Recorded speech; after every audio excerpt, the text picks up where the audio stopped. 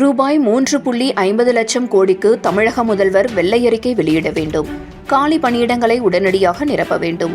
புதிய ஓய்வூதிய திட்டத்தை ரத்து செய்து பழைய ஓய்வூதிய திட்டத்தை நடைமுறைப்படுத்த வேண்டும் உள்ளிட்ட பல்வேறு கோரிக்கைகளை போக்குவரத்து பணிமனை பொது மேலாளர் நெடுஞ்செழியனிடம் தமிழ்நாடு மனித உரிமை கழக தொழிற்சங்க பேரவையின் நிறுவன தலைவர் டாக்டர் எம் நடராஜன் கோரிக்கை வைத்தார்.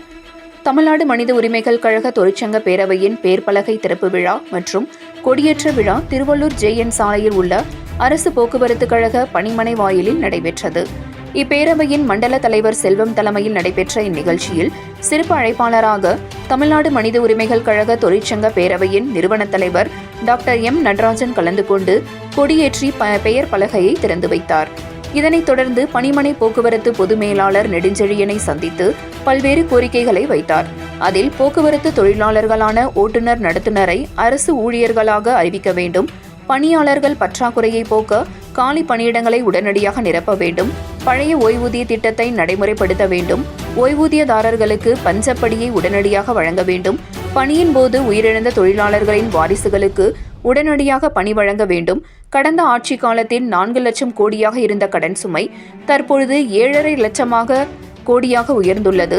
அந்த 3.5 லட்சம் கோடி என்ன ஆனது என தமிழக முதல்வர் வெள்ளை அறிக்கை வெளியிட வேண்டும் உள்ளிட்ட கோரிக்கைகளை வலியுறுத்தினார்.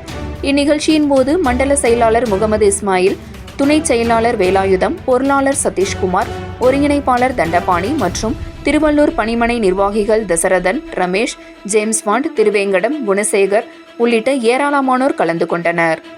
7 Green நியூஸ் செய்திகளுக்காக திருவள்ளூர் செய்தியாளர் எம் ராஜேஷ் பாபு.